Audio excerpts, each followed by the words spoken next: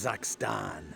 I knew hardly anything about it before I decided to go, only that it was a big-ass country in the middle of Asia and that Borat highly recommended it.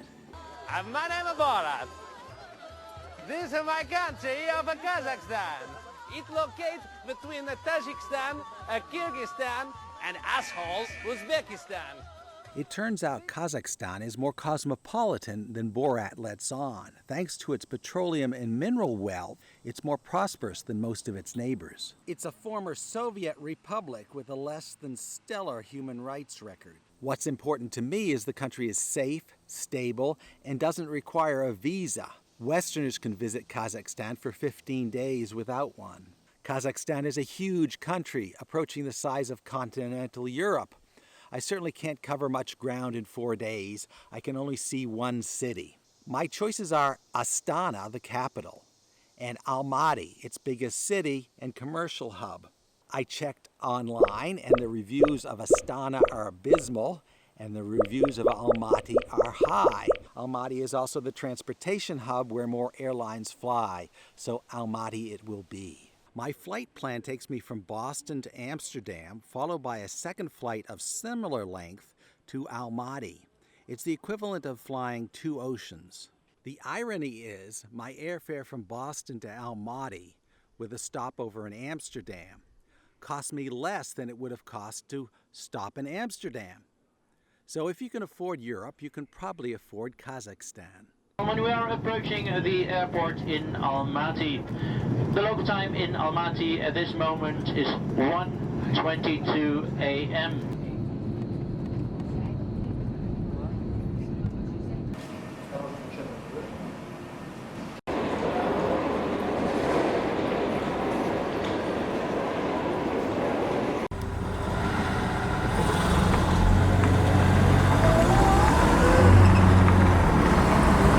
I've arrived in Kazakhstan.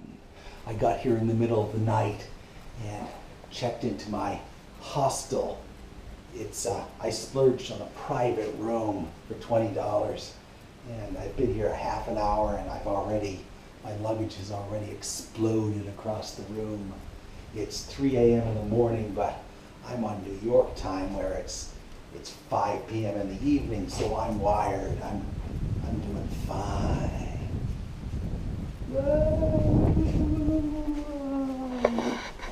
Oh, I'm dizzy. I'm staying in a modern hostel in a green and pleasant neighborhood. I won't be venturing very far from here today on account of my jet lag and lack of sleep the night before. But sleep is elusive.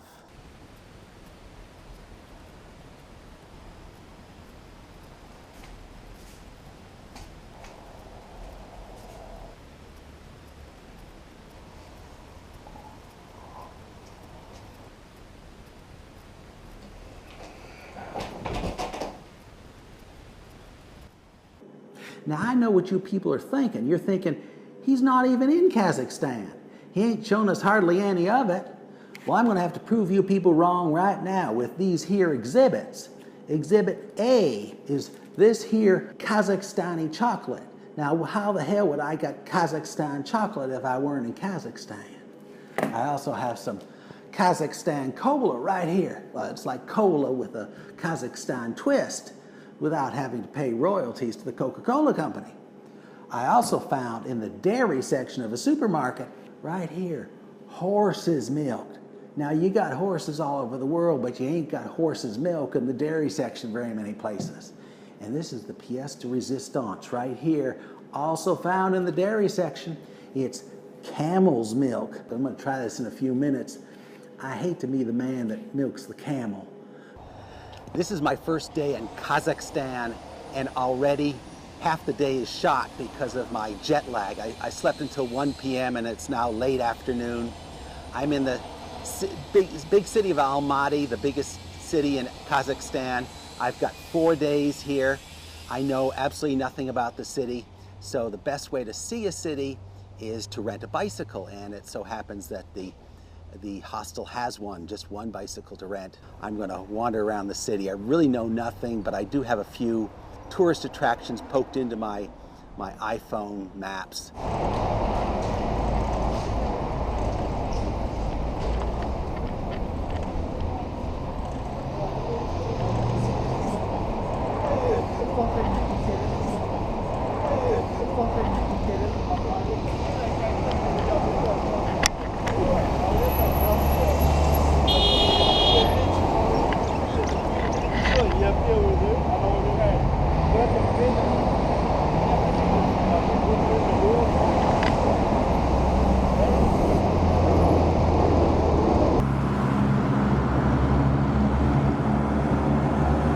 Almaty is a modern city that looks more European than Asian. The most exotic thing to American eyes is that most signs are in Cyrillic, the legacy of Russian occupation. However, English is still used as a prestige language in advertising. My first stop on my bicycle tour is a small amusement park near the sports stadium. It could really be anywhere on Earth.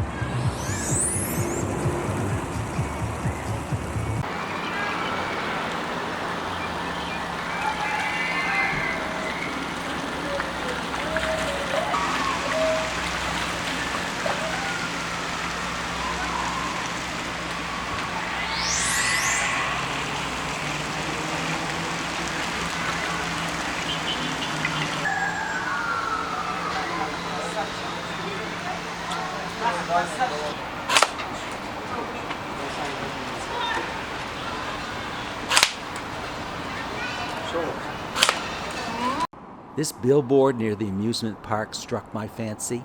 You don't need to understand Kazakh to know what it's saying.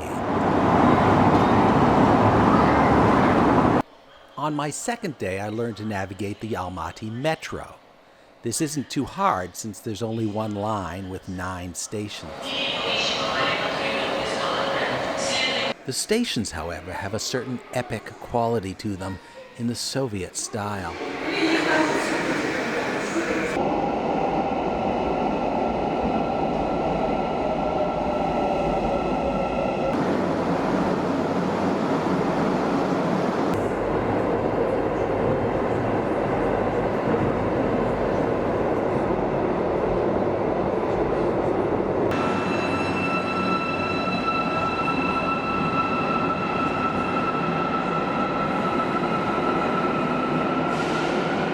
My first stop on the subway is the Muktov Oizov Theater, a big public square in the center of town.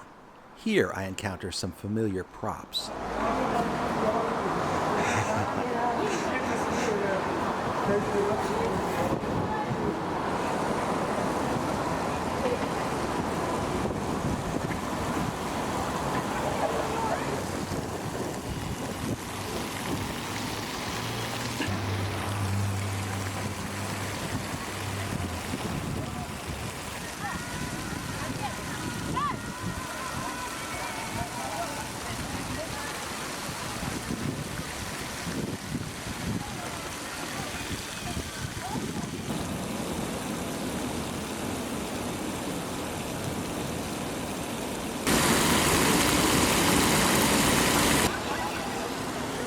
Infinity.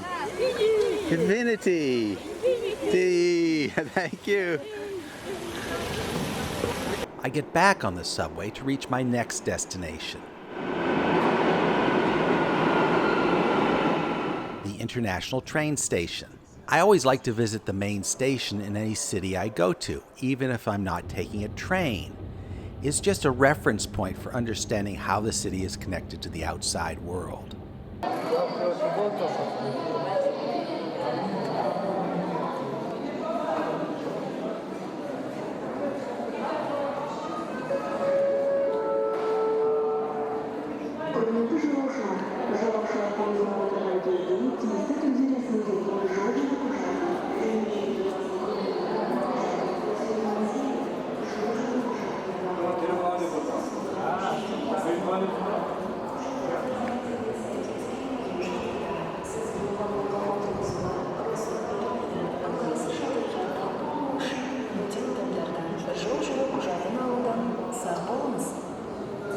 Уважаемые пассажиры, при посадке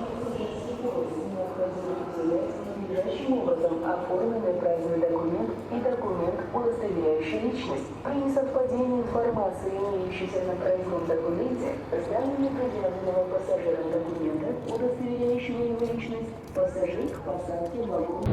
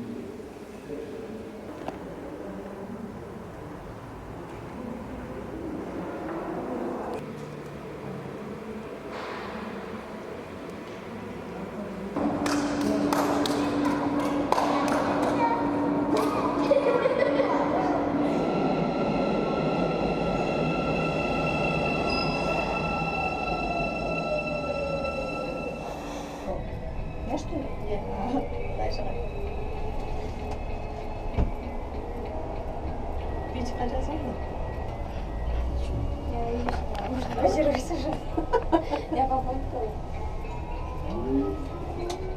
Хотел смотреть. Не смотрю.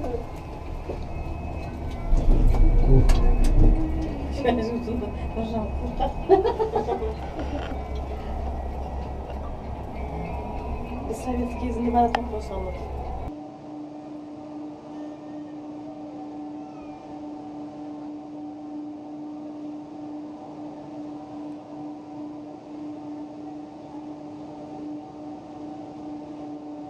Бабушка будет, да?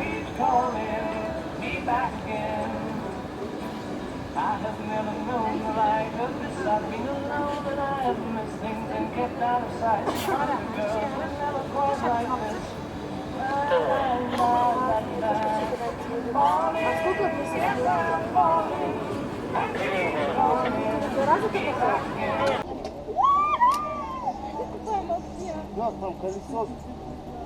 Что она качает? Самым дай.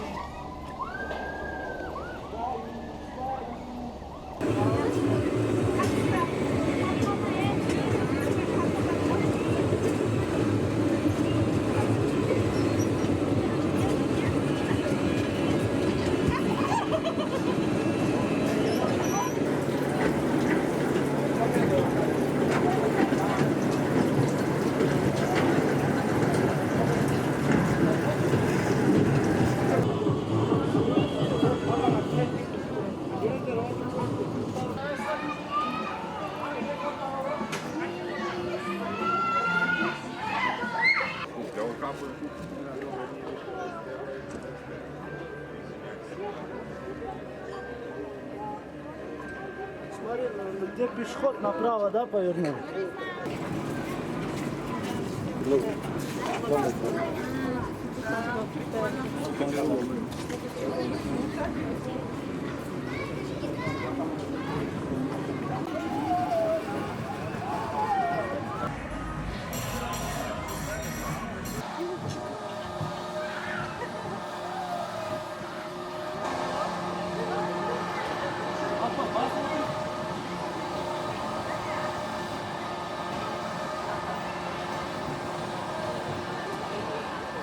So I took an aerial tramway to the top of a mountain where there's a little amusement park and a petting zoo, and it's just all so universal. This could be any city in the world, really. This is just part of the universal culture. I came to Kazakhstan expecting something exotic, and I just got more of what I'm already familiar with.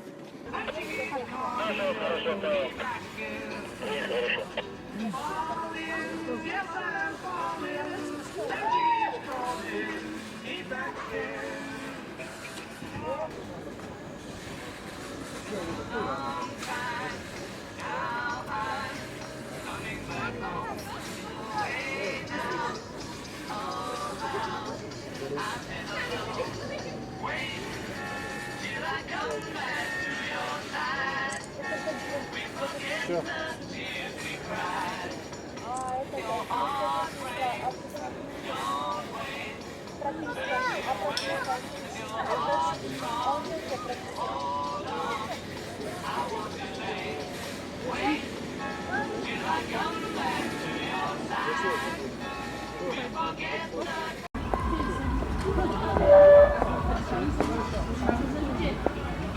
На, скорее, на. Сейчас отберут у него. Да, это да.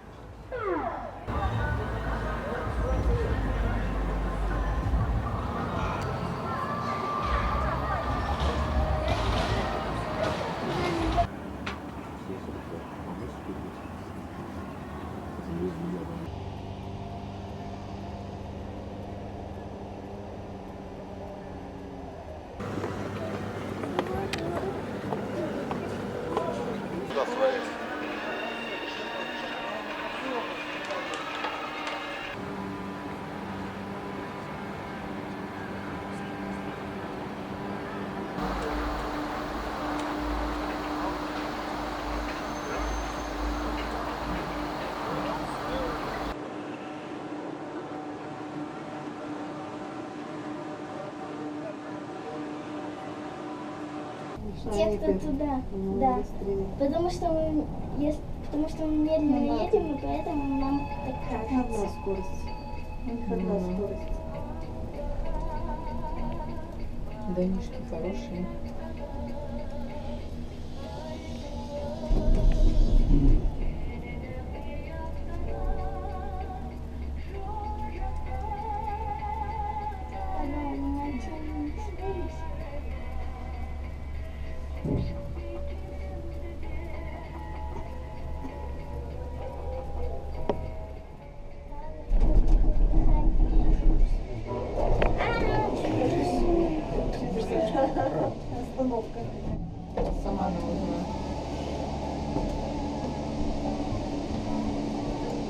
Near the base of the aerial tramway, I encountered a public square with a stage under construction. I noted this for future reference because where there's a stage, there's usually going to be a concert.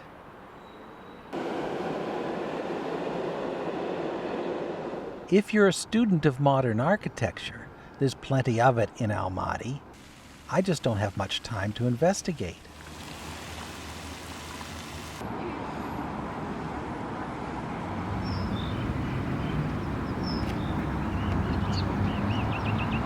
There's a great wall of mountains just outside of town, but I don't have time to go there. The only thing I have time left for is that concert back in the square.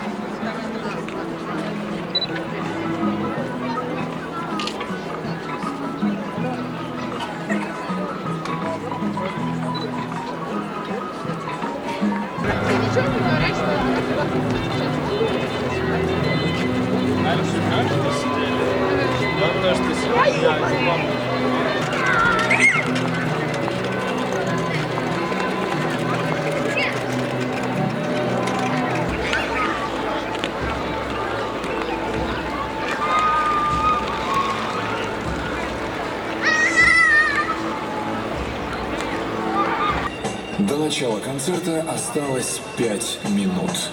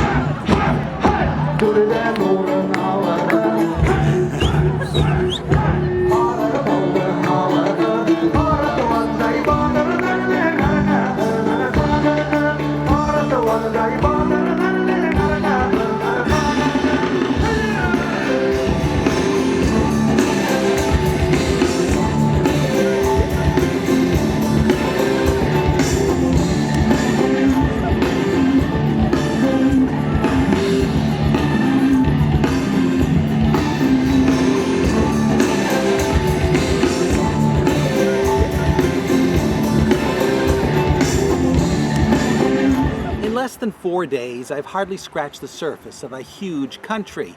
But there's one thing I know for sure. Borat got it wrong. My name is Borat. This is my country of Kazakhstan.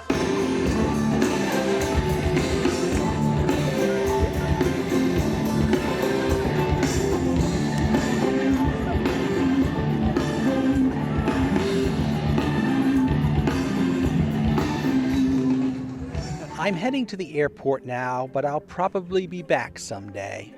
That 62-hour train ride to the Caspian Sea looks interesting, and I need to poke around in those mountains. For now, I'm satisfied that I've had an introduction. Kazakhstan is no longer intimidating to me, and I have nothing but fond memories here.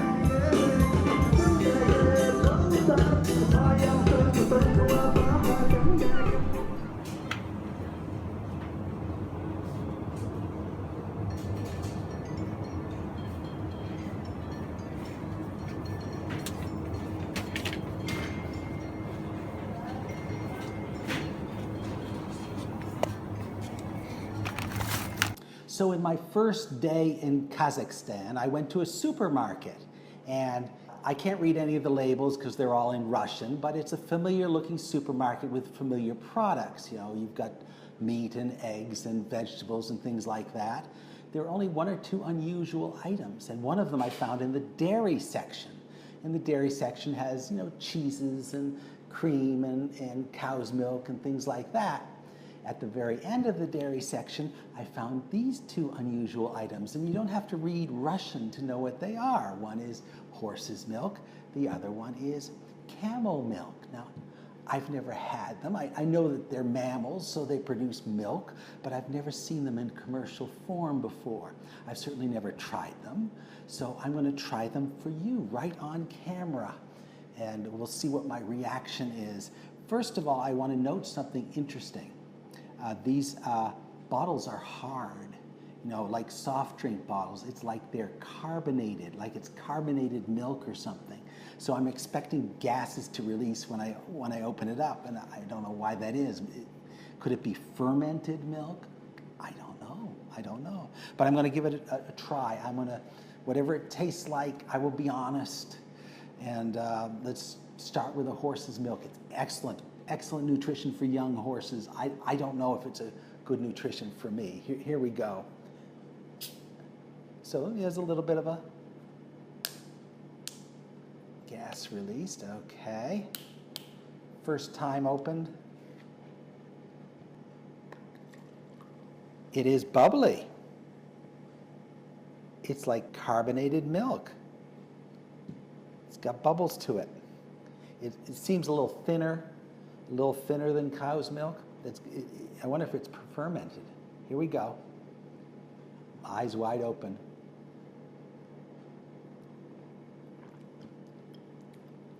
Oh. It tastes a little horsey. I don't know what it tastes like. Ugh. It's not sweet. It's like watered down cow's milk that's been carbonated. It's not distasteful. It's just not as good as cow's milk. But the smell, it smells a little bit like a horse. Well, just one sip is good enough for me. All right, so close that up. Next is the, that's got an aftertaste to it. A conclusion on the horse's milk, I won't be buying horse's milk. All right, this is the camel milk. I have to get the horse's milk out of my palate. Okay, camel milk. It's thicker, it's not bubbly. It's not bubbling like horse's milk does. It's thicker than regular milk, than cow's milk. Here we go.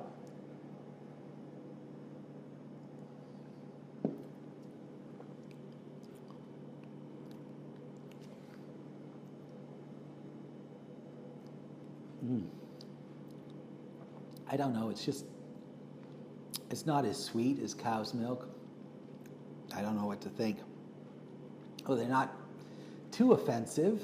I'm sure they're fine if you're a baby camel or a baby horse, but I think there's a reason that we drink mainly cow's milk and that it's probably tastes better for humans. It probably has a better mix of fat that is appealing to humans. Maybe it's good for me in some special way. Well, I've done it. I'll take a little bit more. But I can tell you right now, most of this is going down the drain.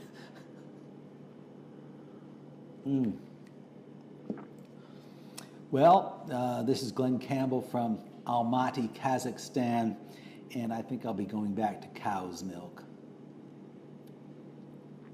Yeah. No, thank you.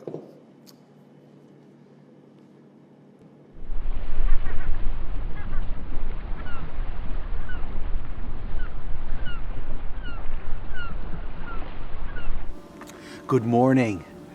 This is dawn in Herkenes, Norway, the extreme northern top of Norway above the Arctic Circle.